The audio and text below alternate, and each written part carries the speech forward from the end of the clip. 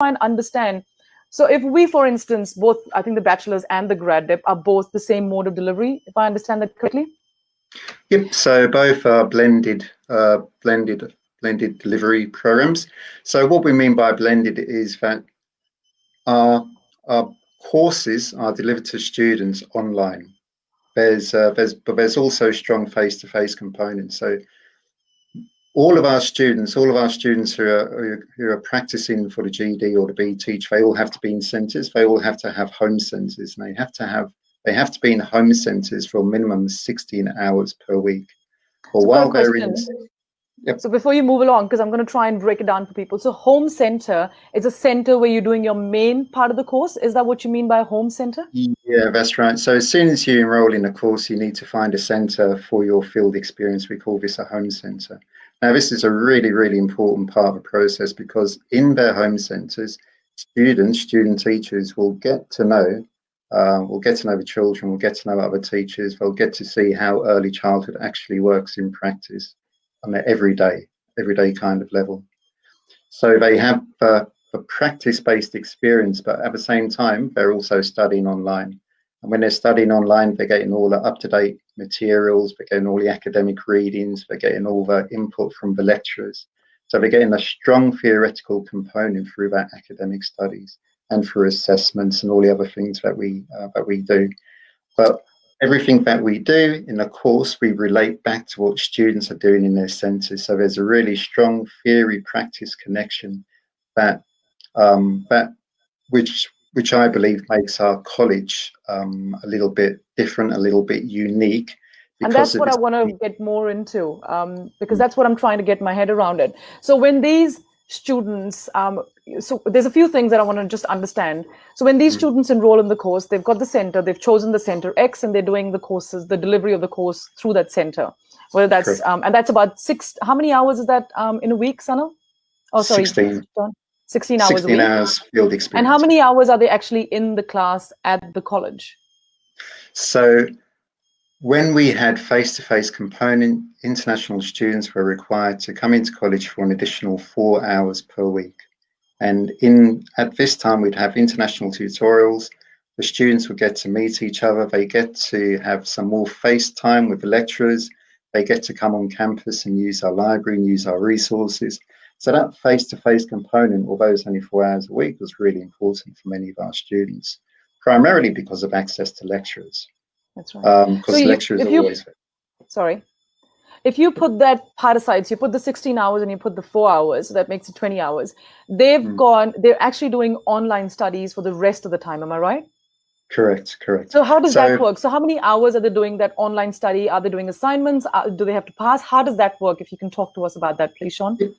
So in a graduate diploma, I believe there's 9 courses. Each of the 9 courses lasts for approximately 6 weeks. For 6 weeks, there'll be one major assessment task at the end of 6 weeks. During those 6 weeks, it's up to the students to manage their time so they're able to study online, do the readings, do the courses, and by the end of the course, we'll have prepared an assessment upon which they're assessed when they send that in for submission.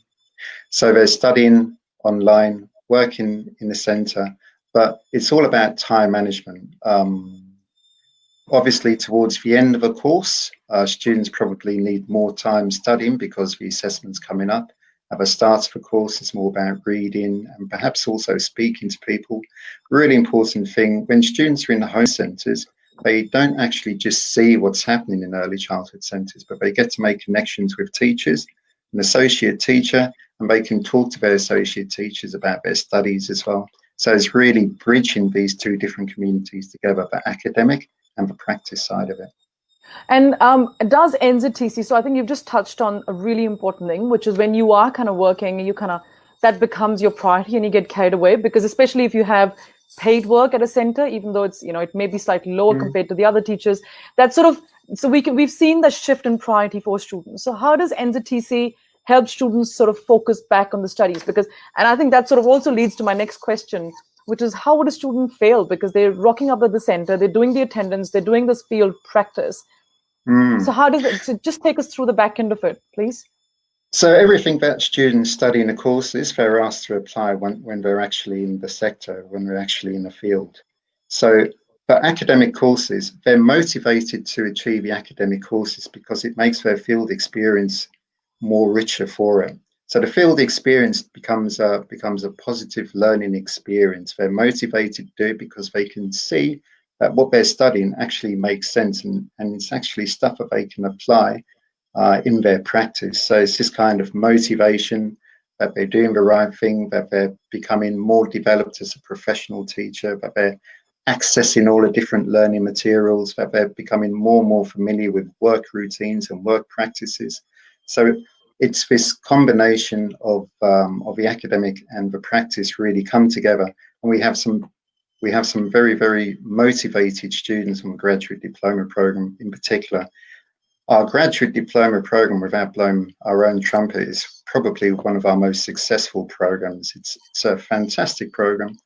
I was the program lead of a graduate diploma for a number of years, and we have some fantastic students, particularly our international students, who are very committed. Once they enroll, they're very committed students, and they come with open minds and open hearts, and they really live our values as well. Brilliant. That's really good to know.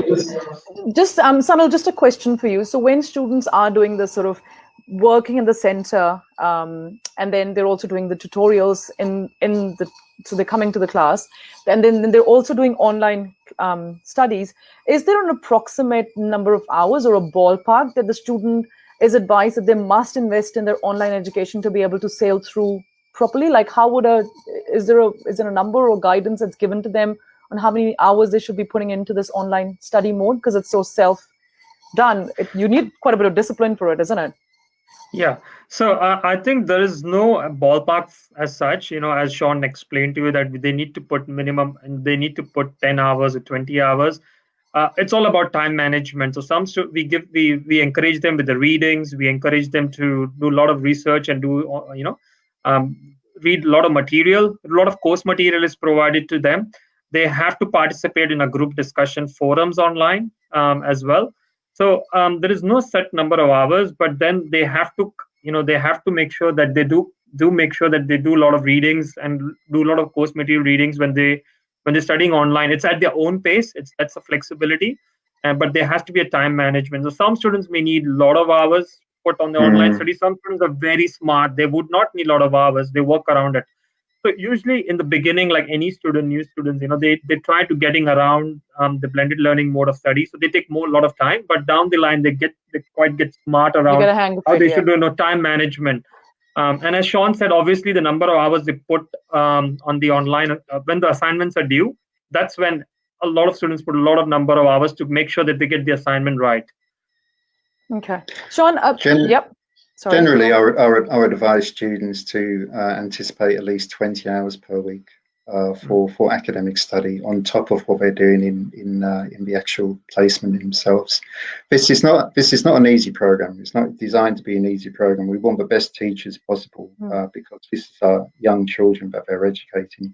So the quality of our program is important to us. And that's what I want to get more into, because I think one of the things that I've heard from people is that I think they undermine the complexity and the amount of study and the investment that they actually have to do in terms of time and resources in doing this course. We've seen where they're fairly casual about it, and then they kind of get a shock because they weren't prepared for it. And they're like, oh my God. Yeah. So I think I want to actually, because we all want to get people that are absolutely serious, come with the right mindset, and we don't want to set people to fail. So in terms of the course, what is it made of? How many modules are in the graduate diploma? Is it made of modules, or how is it built up? So graduate diploma is made up of 9 courses. Each of the 9 courses lasts for 6 weeks. Each of the courses has 10 courses actually, because field practice is a course. So it's 9 academic courses. So we have programs about leadership. We have programs about inclusive practice. We have programs about planning, of course, planning and assessment. So we have we try to cover a full range of graduate diploma. So when they are doing these 10 courses, and I think Sanal talked about them being able to sort of work through the school holidays and continue on with the course, is that only if your practicum falls through that period, or is it actually for classes as well? So is that actually for these modules as well, so they can continue studying the planning or the leadership through the holiday period as well? Correct. Because it's delivered online, it's an asynchronous model. So students can study anytime they want. I mean, it's study anytime you want, as much as you want, really. Okay. A big part of what we do as well is we offer discussion forums for all of our courses. So all of our courses come as a discrete package. They come with their own kind of support system. So they all come with course guides. They all come with readings embedded in the courses. They come with briefing guidelines to explain the assessment tasks. And on top of that, we have these discussion forums which students are required to participate in. In the discussion forums, these are monitored by lecturers. So they talk about the courses that they're studying. They talk about aspects of the assessment that they have to do.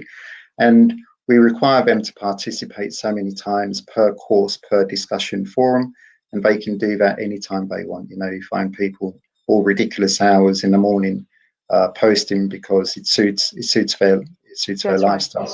That's exactly what they need, isn't it? And that's the digital world. That's where the world's getting to. You need to get the job done and work it around your hours, and flexibility. And I think it's quite fantastic seeing that education's offering that as well. Absolutely. I think it's just offered people a freedom that they didn't have before to study programs that they want to study or need to study. Yeah. And the whole thing about online, you know, you can study from anywhere within New Zealand. You can study from the most remote part to Auckland. You can just study, and you have the same access to learning materials, learning resources, and to our lecturers as you would do as if you're actually on campus, you know. That's right. It's a great way for people to be able to do things they wouldn't have been able to do otherwise. Brilliant. I can see some questions building up, but I do need to ask you something else before two more questions before we move there. I want to ask you about a center. So what is the center's actual role in making sure the student finishes a course? So what is the center doing? And that's probably for a layman like me asking a question. What is the center's role in helping the student pass? I'm happy for Sunil to sort of first talk and then come back to you, Dean, Sean, however it works. Sean, you want to answer that? I'll kick off, I think. Sure. So of the 9 courses, one of those courses is field practice. The field practice is set in the centres itself. So for the academic courses, although there's really strong connection to the settings, the centre itself doesn't have a great deal to do with it. The students will refer to the centres in their assessments because that's where they're seeing examples of good practice or whatever it may be. But it's for field practice when students are actually, so for the graduate diploma, students have to do 14 weeks of field practice. Field practice means that students are in centres full time. And while they're in centres full time, they have an associate teacher, and the associate teacher guides them and supports them to achieve the learning outcomes of field practice. Because field practice is a course within itself, it has set learning outcomes, and it has assessments for students to complete while on practice. So students will be supported with their AET. They'll be given opportunities to try new techniques. They'll be given opportunities to interact with children in ways they may not have done otherwise. They'll get opportunities to take part in leadership initiatives in centres, because this is what we're promoting in our assessments. You find that students who have a good relationship with their associate teacher and with their centres tend to do really, really well. The centres offer students a lot. I mean, we offer, you know, expert knowledge in ECE, but when you're actually in the centre, and early childhood in New Zealand is very diverse. We've got a range of different philosophies. We've got Reggio, we've got Montessori, we've got mainstream, etc., etc. When students are in these individual settings, they can really find what resonates with them best, you know, and what appeals to them both personally and as a teacher moving forward. Brilliant. That's great. So from the center's role, from the enrollment perspective or career perspective, the support I provide is they become potential employers at the end of the day. So I think almost all of our students get placed in the same centers, their home center where they're practicing, because they're trained in that center. They know the kids, they know the parents. And a lot of students have told me even before they graduate, sir, I've got my job offer is ready. I'm just about to graduate, but I'm already been offered a position in the qualified teacher. That's right. Yeah. And we get that a lot from your students as well, because we then end up doing the visas. Those people that are listening that don't quite understand that what is the difference between a field experience and field practice course? It might sound like a silly question, but I just can't get my head around it. So I've heard you guys using the two different terminologies. What's the difference? So when we're with our graduate diploma students, they're expected to be in centres for a minimum of 16 hours per week while they're studying their courses. We refer to these 16 hours as field experience. So because all of our assessments, all of our courses are geared towards the kind of practical component, we require students to be in centres so that they can actually see what it is we're talking about. And then another one of our courses is for field practice. So the field practice is, like I've said, I think it's 14 weeks for graduate diplomas spread throughout the year. And during those 14 weeks, the expectation is that students are like another full-time member of staff in terms of hours. But with a field practice, because it's a course, it has its own learning outcomes, its own assessments, and its own grade at the end of it all as well. So the field experience just allows our students really to get into a centre, to feel comfortable, to get to learn the names of the children, get to know how the centre runs, because each centre can be quite different, because of all different philosophies, all different policies and whatnot. So this field experience is really, really important for relationship building primarily with the associate teacher and with the children, of course. Currently teaching in Dubai. I have a bachelor's degree, 10-year experience. Will I be able to qualify to teach in New Zealand, South African citizen? Yes, Yolandi, I think since you already hold a bachelor's degree, we would encourage you to apply for graduate diploma in teaching qualification, which is meant for students who already hold a bachelor's degree. So I would really, as we discussing the qualification, so graduate diploma in teaching in early childhood should be the right qualification for you, because once you graduate, it leads to teachers registration, which will allow you to work as a qualified ECE teacher. So Yolandi, yeah, that's what I would recommend you. Brilliant. We've got this next one from Mansi. It says, I did level 7 and 8 in business both. Now I want to do a level 7 in ECE. I want to do that course during my job search visa of level 8. For pursuing ECE, do I need to join any center as job of reliever for fulfilling the requirements of immigration or NZTC? For taking the VOC from immigration, please come out. So I can do the immigration bit of it. So I think this person is clearly on open work visa after the PG that they've done, and they want to do the graduate diploma with a variation. Yes, we can apply for a variation. We've done quite a few. Immigration has increasingly become a bit tight, and they're asking for those support letters.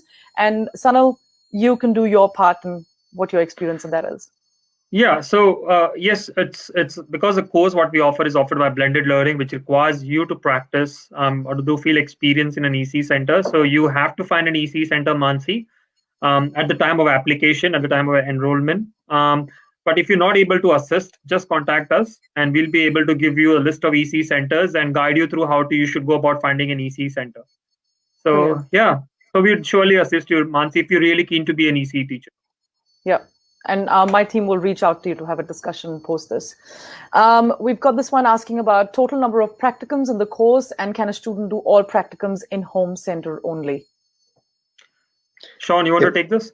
Yeah. So for the GD course, GD program rather, is 14 weeks of field practice, and we split that into 5 weeks, 4 weeks, and 5 weeks over the 1.3 year.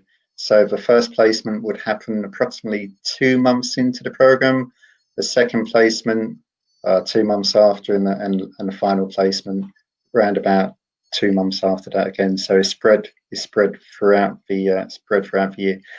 The question about whether practicums or field practice placements can be done in home centres is an interesting one, because with COVID-19, we're in changing times at the moment. Previously, pre-COVID-19, students would have to do a mixture of home centres and out of home centres. But given the current concern about transmission of coronavirus, students are now completing all placements in home centres. I'm not sure how long that's going to last for. Not anticipating any change for a few months, but we're in new times. There's another question from the same person. I am going to reach out to this person because they seem to be asking some really good questions about the course. How many block courses a student needs to attend throughout the course? Yep. So 2 block courses per stage. So graduate diploma we consider as one stage, so they would attend 2 block courses. One very close to the start of the program, so we can upload them with really important information, and one later on in the year. At the moment, we're doing, and again with reference to COVID-19, we've stopped gathering groups of students together, and we're doing our block courses online, pretty much quite similar to what we're experiencing here. And we're getting some excellent feedback from the students about how we're doing our virtual block courses. Sean, for those people that are listening, because there's quite a few that I can see viewing this session right now, what do you mean by block courses? Because a lot of them wouldn't understand. What is a block course? So in teaching education programs, in teacher education programs that are delivered through blended learning, there's a requirement for students to attend block courses.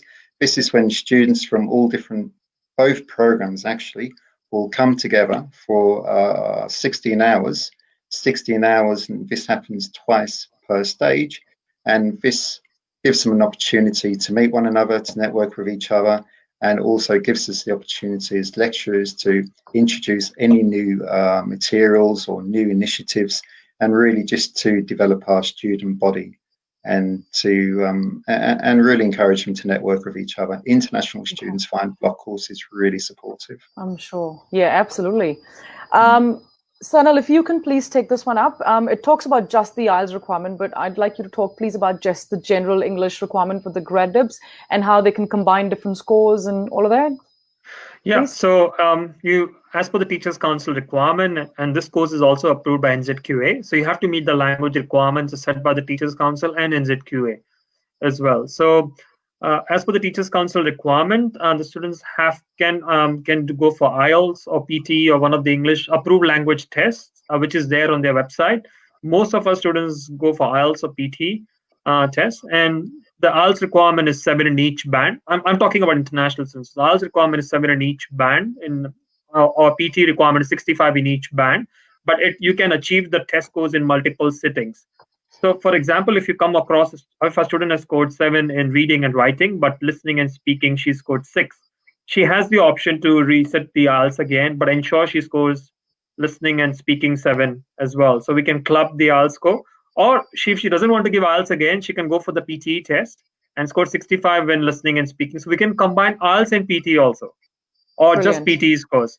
But also that some students coming from some countries, example South Africa or from UK, Teachers Council is also very clear that if you completed your bachelor's degree in English from those countries, then that can be equivalent to meeting the language proficiency requirements as well. So they can be exempted on English testing as long as they can prove that the qualification, the bachelor's degree was done in all English. Is that right?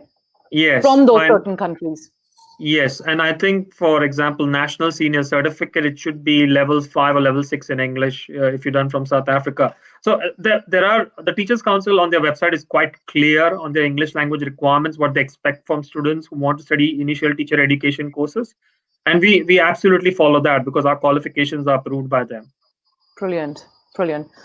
Okay, I think we've already answered this question, but we'll just say it very quickly. So this person's trying to get into the course in the October intake, wants to know whether it would be entirely field or home center learning.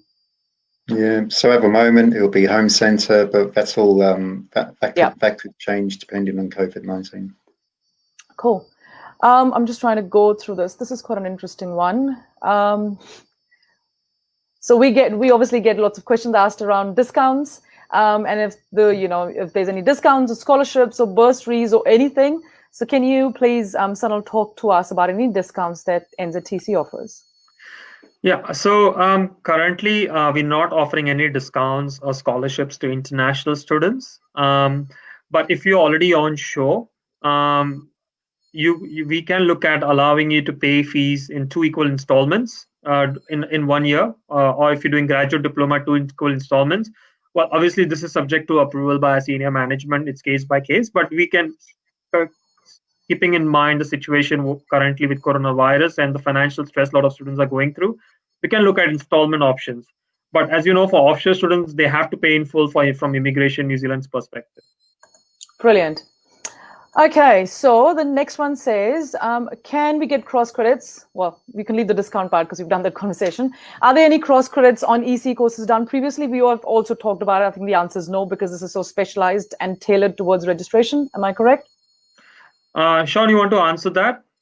So we do have cross credits for ECE. So for some ECE courses, depends on the provider and depends where and when they were done.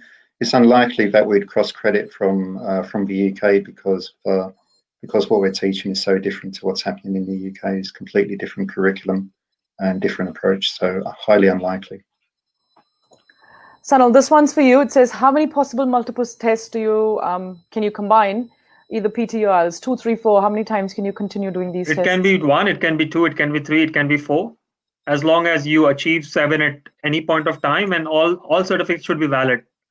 So they should be within the 2 years. They should have completed within the 2 years. So we had students who gave 4 times. So 7 in writing 1, 7 in listening 1, 7 in speaking 1, 7 in one of the tests, reading 1. So, and we can accept those as long as all the certificates are valid.